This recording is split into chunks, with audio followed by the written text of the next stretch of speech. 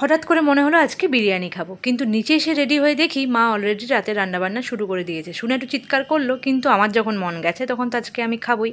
তাই বেরিয়ে পড়লাম দুজনে মিলে।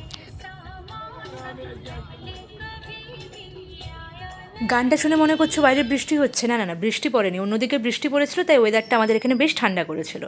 বিরিয়ানি নিয়ে এসে বাড়িতে এসে বিরিয়ানি খেয়ে সকালে ঘুম থেকে উঠে কাজবাজ শুরু করে দিলাম, কিন্তু বিরিয়ানির কালকে রিভিউ দিতে পারিনি, কারণ বিরিয়ানিটা খুব বাজে হয়েছিল খেতে। খেয়ে আর ঠিকঠাক পোষালো না। যাই হোক, বিছানাটা ঝেড়ে গিয়ে নিচে গিয়ে দেখি মায়ের অলরেডি রান্নার জোগাড় হয়ে গেছে, আর আমি চা বিস্কুট আর পেপার নিয়ে বসে পড়েছি। পেপারটা আমি নয়, বাবা নিয়ে বসে পড়েছে, আমি চা বিস্কুট নিয়ে বসে পড়েছি। আজকের জলখাবারে ছিল খেরো দিয়ে মুসুর কলাই সেদ্ধ। এটা বর্ধমান বীরভূম ডিস্ট্রিক্টের দারুণ একটা খাবার। আমি বর্ধমানের মেয়ে নয়, কিন্তু আমার মা বর্ধমানের মেয়ে, তো তাই এইসব খাবারগুলো খেতে আমিও বেশ পছন্দ করি। স্নান করে এসে আমি আম কাটতে বসে পড়লাম, আর এই আম দুটো দিয়েছিল ডলিদা, এর আগেও দুটো দিয়েছিল, আবার আমাকে দুটো দিল।